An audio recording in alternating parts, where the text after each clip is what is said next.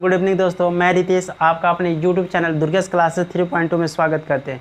जैसे कि दोस्तों हम कल भूगोल के संदर्भ में बात कर रहे थे और सबसे पहले भूगोल के संदर्भ में हम लोग बात कर रहे थे। उसी के क्रम में हम सबसे पहले सिलेबस के बारे में डिस्कस किए थे। सिलेबस के बारे में तो पहले हम लोग क्या क्या पढ़े थे। सबसे पहले भूगोल के बारे में पढ़ रहे थे। भूगोल तो भूगोल के बारे में खूब अच्छे से हम लोग पढ़े थे। भूगोल की कैसे उत्पत्ति हो गई, कौन कौन से वैज्ञानिक थे जिन्होंने अपना भूगोल में अपना योगदान दिया था। और हम इसी क्रम में हम ये भी बात किए थे कि जो हमारे प्राकृतिक संसाधन और जो हमारी प्राकृतिक अंतर्गत हम जो प्राकृतिक चीज़ों को देखते हैं उसी के बारे में हम लोग जानते हैं, उसी के बारे में हम लोग अध्ययन करेंगे। एक प्रकार से ये भी कहा जा सकता है यदि प्राकृतिक चीज़ों का अध्ययन करना ही क्या कहलाएगा, भूगोल। हाँ, अब विज्ञान की जैसे विज्ञान की क्लास में भी हम लोग यही चीज़ बोले थे कि विज्ञान जो होता है कि प्राकृतिक रहस्यों को समझना ही क्या कहते हैं, विज्ञान कहते हैं। उसी प्रकार की ये भी है कि प्राकृतिक रहस्यों को समझना ही एक प्रकार के क्या हो जाएगा, भूगोल हो जाएगा। ठीक है, तो सबसे पहले भूगोल बात कर रहे थे। तो इसी क्रम में सबसे पहले हम लोग सिलेबस की बात कर रहे थे। सिलेबस की बात हो गई थी, उसके बाद से वैज्ञानिक की बात हो गई थी। वैज्ञानिक के बारे में बात हो गई थी। और उसके बाद से तीसरा क्रम था कि भारत के नाम पे चर्चा हुई थी। भारत के नाम के बारे में हम लोग पढ़े थे। ठीक, ये इतनी तक बात हो गई। तो उसके बाद से एक और अक्षांश और देशांत के बारे में हम लोग कल बात किए थे।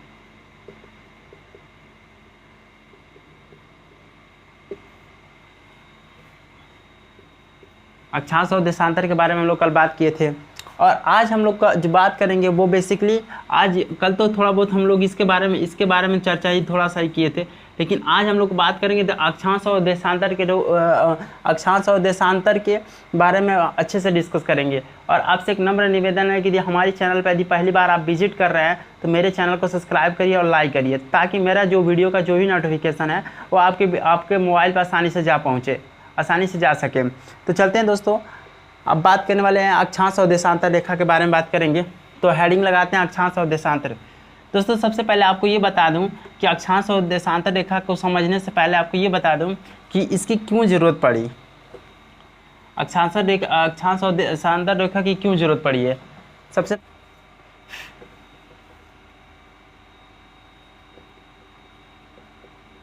अक्षांश और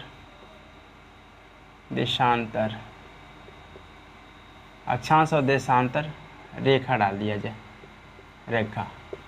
ठीक, अब बात करने वाले इन्हीं के बारे में। तो दोस्तों हम बता दें कि हमारे ग्लोब को अक्षांश और देशांतर रेखा के संदर्भ में बांटा गया। वो एक प्रकार से वो काल्पनिक रेखा है जो कि हम किसी जगह की हम लोकेशन को पता कर सकते हैं। उसका मेन अक्षांश और देशांतर का बनाने का मेन उद्देश्य ये था कि यदि हम किसी जगह पे जाना चाहें और उस जगह की हमको लोकेशन नहीं पता है तो कैसे पता कर सकते हैं। तो ये अक्षांश और देशांतर के माध्यम से खूब आसानी से हम लोग पता कर सकते हैं। जैसे फॉर एग्जांपल यदि हमको लखनऊ में जाना हो, लखनऊ में हमको ये पता करना है कि वहाँ का चार बाग रेलवे स्टेशन कहाँ है। तो लखनऊ तो बहुत बड़ा है, लेकिन वहाँ पे यदि किसी से हम पूछेंगे तो वो आसानी से बता देगा कि आप ऐसे जाइए, पहले लेफ्ट जाइए, फिर राइट जाइए, फिर आपको एक पेट्रोल पंप मिलेगा, वहाँ से लेफ्ट हो जाएगा, ऐसा करके तो आप आसानी से पहुँच सकते हैं। लेकिन यही चीज़ यदि समुद्र में बात की जाए, यदि हमको समुद्र में जाना हो और वहाँ की कोई स्थिति हमको पता करना हो तो कैसे जाएंगे, कि हम कहाँ कैसे। तो अक्षांश और देशांतर रेखा को समझाने का मेन उद्देश्य यही है कि यदि समुद्र हो या चाहे स्थल हो या चाहे जल हो, कहीं की भी स्थिति हम पता कर सकते हैं। और सबसे बड़ी खास बात ये है कि ये 1-1 डिग्री का अंतर होता है, ज़्यादा नहीं, बस 1-1 डिग्री का अंतर होता है। तो चलते हैं आज उसको समझते हैं। ठीक है, तो दोस्तों पहले बता दें कि हमारी जो पृथ्वी है पूरी तरीके से ये गोल नहीं है।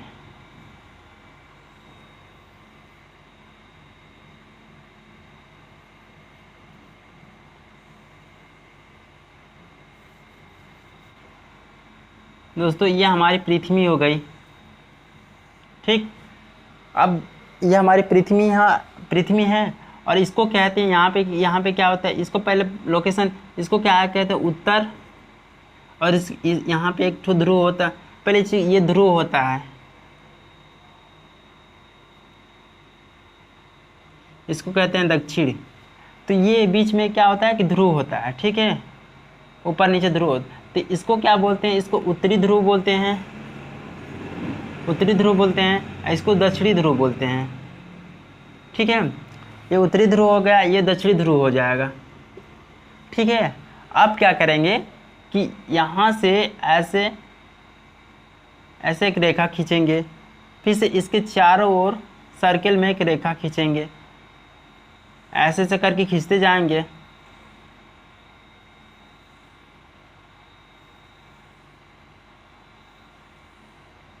ऐसे हो जाएगा, ठीक।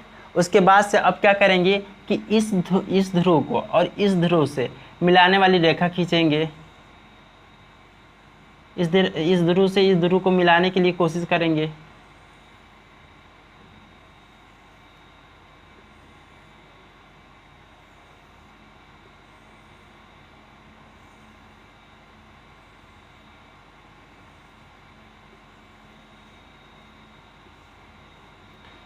ये सब रेखाएं क्या है, एक दूसरे से एक ध्रुव से, ये उत्तरी ध्रुव से लेके और दक्षिणी ध्रुव पे क्या है, ये टच कर रही है, ठीक है। तो जो ऐसे जो वर्टिकल वाली जो लाइन होती है, ये वाली लाइन, ये वाली लाइन को हम क्या बोलते हैं, अक्षांश रेखा।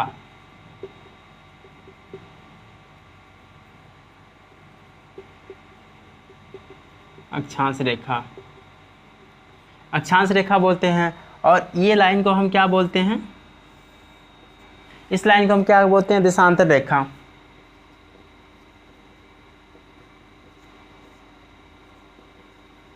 देशांतर रेखा बन।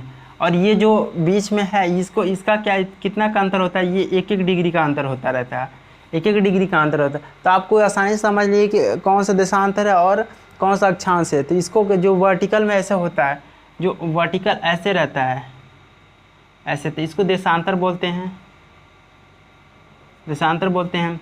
जो हॉरिजेंटल ऐसे रहता है, इसको अक्षांश बोलते हैं, अक्षांश बोलते हैं, ठीक है। यहाँ तक बात समझ में आई।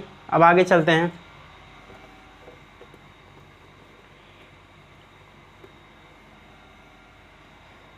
और फिर एक ठो और ग्लोब बनाएंगे।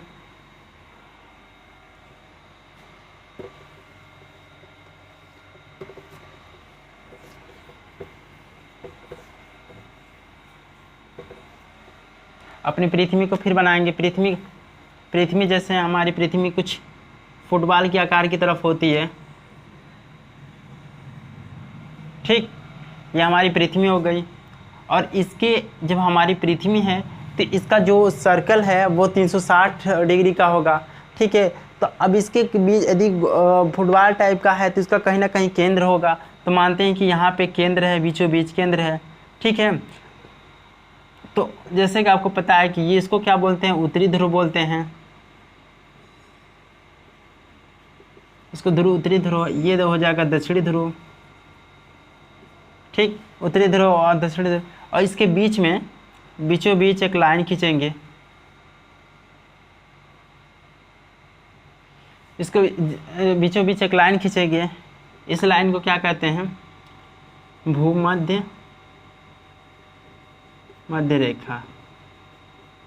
इसको क्या कहते हैं, इसको क्या कहते हैं, इस बीचों बीच जो लाइन है इसको भूमध्य रेखा या फिर 0 डिग्री अक्षांश बोलते हैं,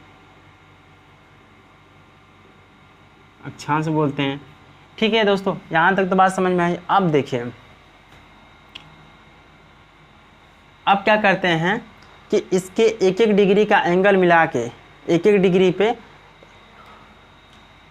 पहले ये तो गोल है, जैसे कि हम आपको स्टार्टिंग में बताए थे कि 1-1 डिग्री का अंतर हम लोग कोण खींचते हैं, ठीक है। तो अब ये क्या कहते हैं कि पहली चीज़ कि ये गोल था, ठीक। तो ये 2 भागों में बट गया, तो इसको क्या बोल देंगे, उत्तरी गोलार्ध, और इसको क्या बोलेंगे हम, दक्षिणी गोलार्ध हो जाएगा, ठीक है। ये ऊपर वाले भाग को ऊपरी गोलार्ध और नीचे वाले भाग को दक्षिणी गोलार्ध, ठीक है।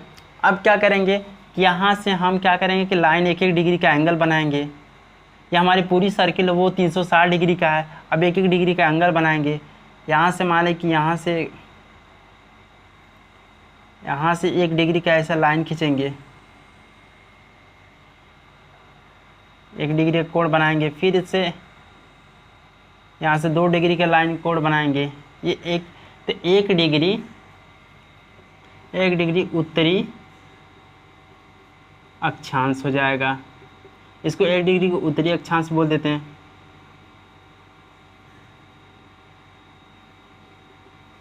ठीक है, यहाँ तक समझ में। इसको 1 डिग्री उत्तरी अक्षांश बोलेंगे। फिर ऐसे करके ये 2 डिग्री हो जाएगा और ये 3 डिग्री। फिर ऐसे करके ये 4 डिग्री। ऐसे ऐसे करते करते हम जाएंगे, करते ऐसे ऐसे 1-1 डिग्री का एंगल बनाएंगे। तो एक ये दो जो ध्रुव दिख रहे हैं वहाँ पे पहुँच जाएंगे। तो ये क्या हो जाएगा, ऐसे करके ये 90 डिग्री का तक का ये एंगल बन जाएगा। तो यहाँ का जो हमारा जो शेप होगा ये 90 डिग्री तक का एंगल बन जाएगा। हमारे कहने का तात्पर्य यह है कि हम 1-1 डिग्री का अंतर ले लेके हम कोण के 1-1 डिग्री का अंतर ले लेके कोण के हिसाब से हम एंगल खींच रहे हैं। ठीक है, तो जब यहाँ तक पहुँचेगा ध्रुव तक तो ये टोटल कितना हो जाएगा 90 डिग्री। उसी क्रम में जब हम दक्षिणी गोलार्ध की तरफ चलेंगे तो इसको भी क्या करेंगे, 1-1 डिग्री का एंगल लेंगे। ऐसे एंगल लिए और 1 डिग्री के यहाँ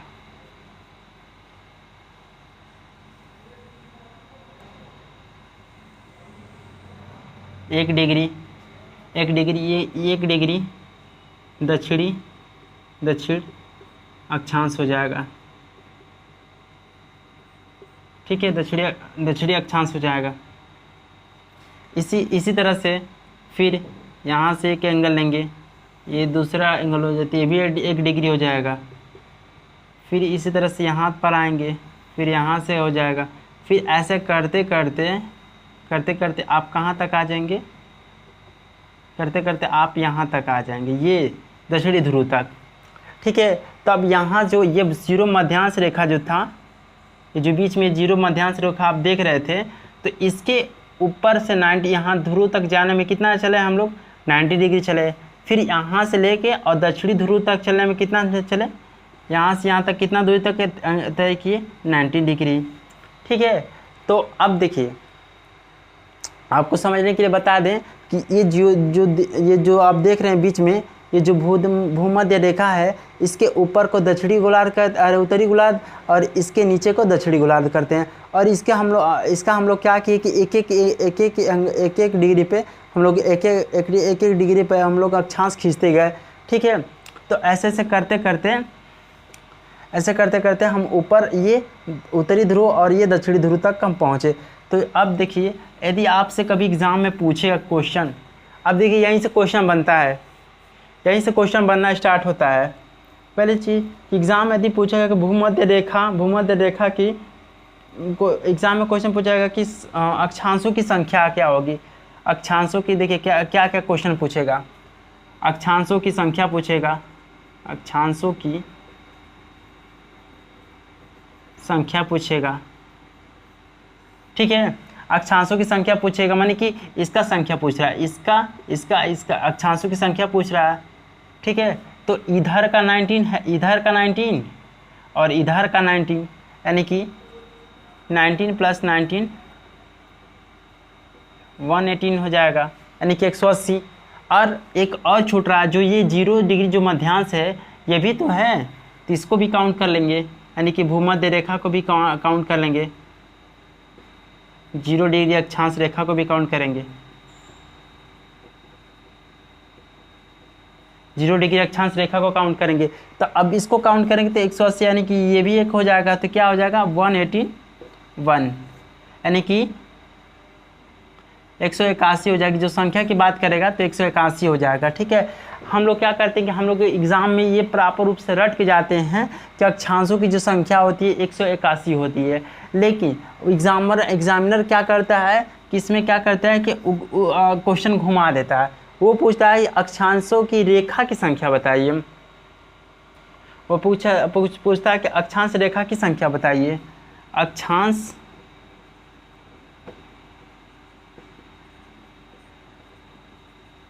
अक्षांश रेखा की संख्या बताइए।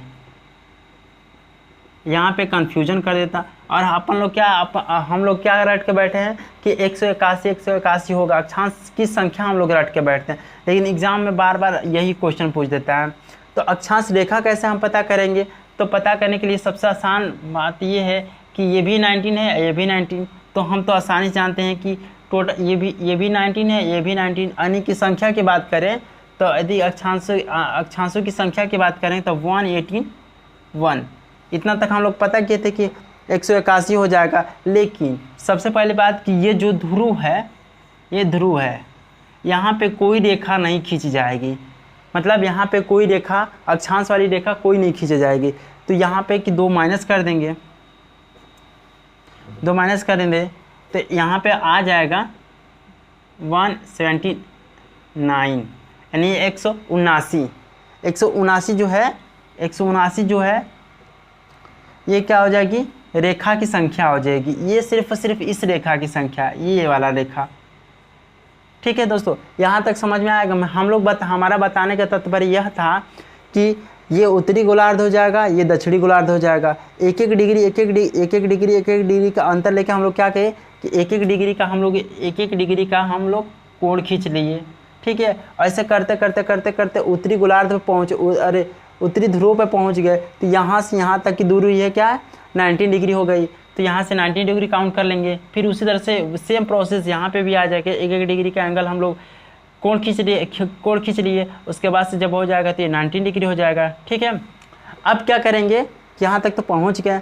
अब क्या करेंगे हम लोग? जैसे अक्षांश की संख्या की बात कर लिए तो ये भी 19, ये भी 90, यानी कि 180, 90, 180, और फिर ये जो भूमध्य रेखा यानी कि 0 डिग्री जो अक्षांश है इसको भी काउंट कर लिए। तो टोटल मिला के 181 हो गया। फिर हम लोग क्या किए कि अक्षांश रेखा की संख्या की बात कर लिया, यानी कि एक अक्षांश रेखा की संख्या कितनी होगी कि 181 तो जो होगी तो वो संख्या हो जाएगी, लेकिन रेखा कितनी होगी? तो जो ध्रुव है, उत्तरी ध्रुव और दक्षिणी ध्रुव पे, तो वहाँ पे क्या है, जो उत्तरी ध्रुव है, जो दक्षिणी ध्रुव है, वहाँ पे क्या है कि अक्षांश रेखा नहीं होती है, तो 2 माइनस हो जाएगा। तो टोटल मिला के 179 हो जाएगा। ठीक है, तो आप यहाँ तक समझ लिए। अब आगे बात करते हैं। एक नोट में हम लिख सकते हैं, नोट करके हम ये भी डाल सकते हैं, नोट में हम ये डाल सकते हैं कि नोट करके हम ये लिख सकते हैं कि 90 डिग्री उत्तरी अक्षांश और 90 डिग्री दक्षिणी अक्षांश।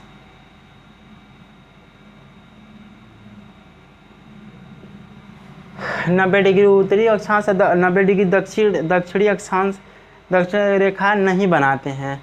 जो 90 डिग्री उत्तरी अक्षांश और 90 डिग्री दक्षिणी अक्षांश की रेखा, मतलब की रेखाएं नहीं बनाती हैं।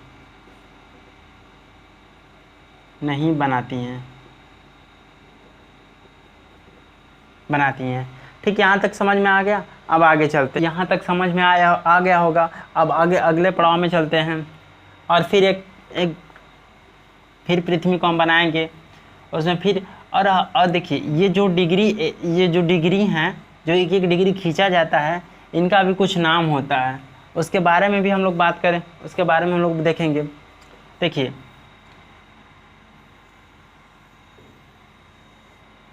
ये ग्लोब हो गया, ये पृथ्वी हो गई। ठीक है, इसके बारे में बात करें। भूमध्य रेखा हो गया, ये उत्तरी गोलार्ध हो गया, ये दक्षिणी गोलार्ध हो गया।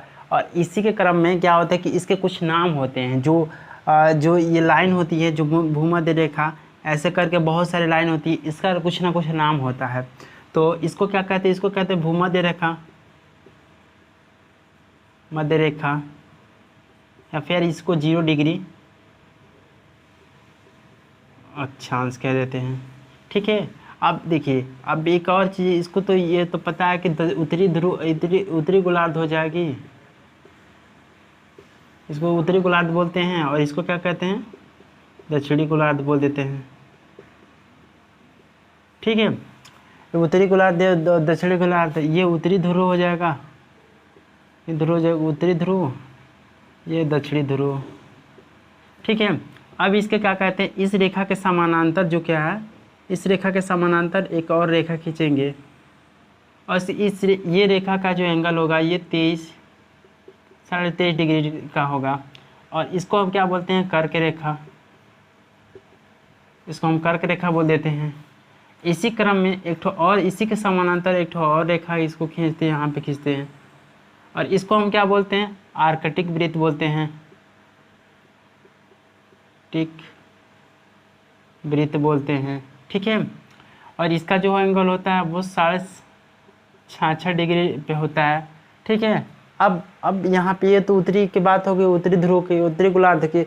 अब दक्षिणी ध्रुव गोलार्ध की बात करें तो इसके नीचे एक और इसी के समांतर यानी कि भूमध्य रेखा के समानांतर ही एक और रेखा खींचते हैं। इस रेखा को कहते हैं, ये भी 23.5 डिग्री रेखा होगा, 23.5 डिग्री दक्षिणी गोलार्ध में होगा। इस रेखा को क्या कहते हैं, मकर रेखा। इस रेखा का नाम क्या कहते हैं, नाम क्या देते हैं, मकर रेखा कह देते हैं इसको। ठीक है, और इसी के मकर रेखा के ही समानांतर एक रेखा और खींची जाती है ऐसे करके, और इस रेखा को ये क्या होती है, 66.5 डिग्री रेखा होती है, 66.5 डिग्री हो जाती है। और इस रेखा का क्या नाम देते हैं, आर्कटिक वृत्त कहते हैं, अंटार्कटिक वृत्त कहते हैं,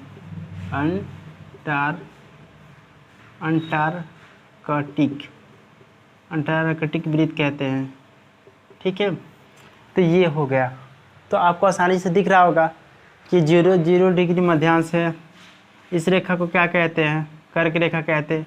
इस रेखा को अंटार्कटिक वृत्त कहते हैं। अब इसको ऊपर में जाएंगे तो इसको मकर रेखा कहते हैं, इसको कर्क रेखा कहते हैं, इसको आर्कटिक वृत्त कहते हैं, और क्या नाम से कि इसका जो एंगल होगा 66.5 डिग्री पे होगा। ठीक है, अब अगले बात करेंगे कि ये जो रेखाएं हैं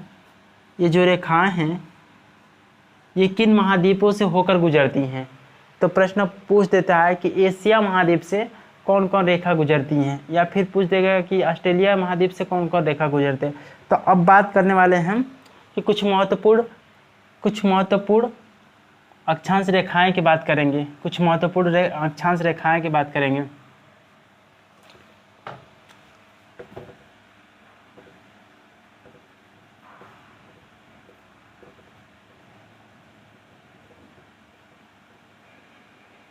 कुछ महत्वपूर्ण अक्षांश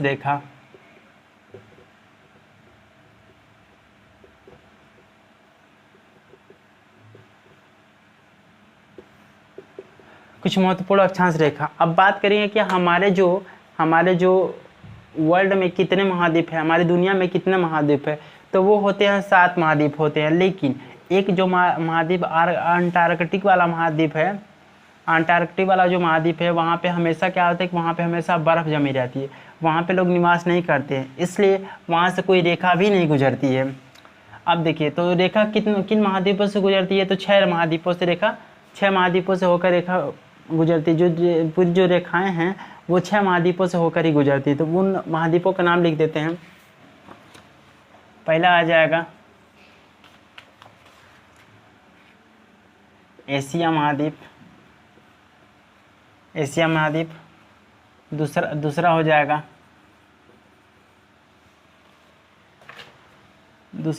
अफ्रीका,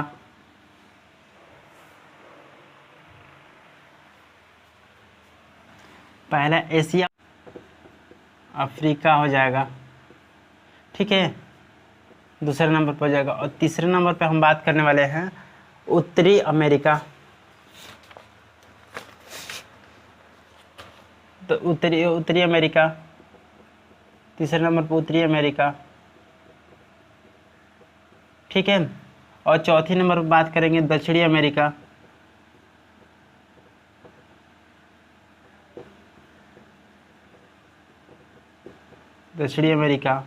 फिर 5वां नंबर पर बात करेंगे यूरोप, और 6वें नंबर पर बात करेंगे ऑस्ट्रेलिया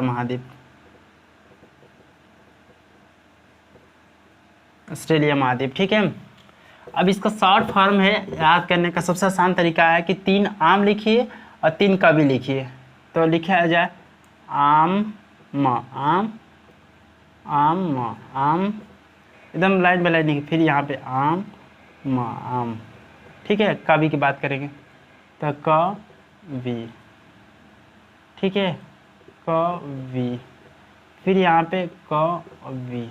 देखना क्या तरीका है। ठीक है, अब आप सोच रहे हैं कि क्या क्या है, इसका मतलब क्या होगा, लेकिन अभी हम बताते हैं, आपको आसानी से इन चीज़ों को याद हो जाएगा कि इसका मतलब क्या होता है, आपको अभी आसानी से याद हो जाएगा। ठीक है, मतलब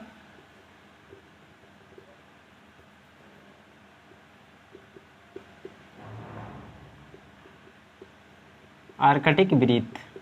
ठीक है, क मतलब करक रेखा,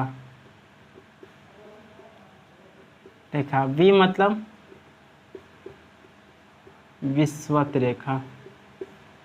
फिर से म मतलब मकर रेखा, मकर रेखा। ठीक है, अब यहाँ समझिए, जो एशिया महाद्वीप है यहाँ से 3 रेखाएं गुजरती हैं। कौन? आर्कटिक वृत्त गुजरती है, फिर से करक रेखा गुजरती है, विषुवत रेखा गुजरती है। फिर अफ्रीका महाद्वीप से 3 रेखा गुजरती है। ये महाद्वीप हैं। ठीक, तो एशिया अफ्रीका महाद्वीप से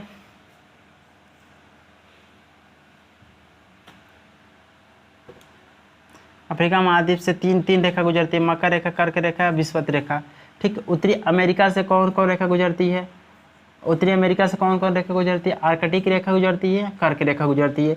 फिर दक्षिणी रेखा से मकर रेखा गुजरती है, विषुवत रेखा गुजरती है। फिर इसी क्रम में यूरोप से बस आर्कटिक वृत्त गुजरती है, आर्कटिक वृत्त गुजरती है। और ऑस्ट्रेलिया से सिर्फ एक ही रेखा, मकर रेखा गुजरती है। तो इस तरीके से हम इसको आसानी से याद कर सकते हैं, तो ये आपके लिए यूज़फुल हो जाएगा। तो आज के लिए इतना ही, और जब नेक्स्ट वीडियो में बात करेंगे तो हम सिर्फ देशांतर के बारे में बात करेंगे, क्योंकि काफ़ी लंबा चौड़ा हो जा रहा है, तो इसलिए समझाना भी है और बताना भी है। तो जब अगले वीडियो में मिलेंगे तो सिर्फ देशांतर रेखा के बारे में बात करेंगे। तो आज के लिए इतना ही, धन्यवाद।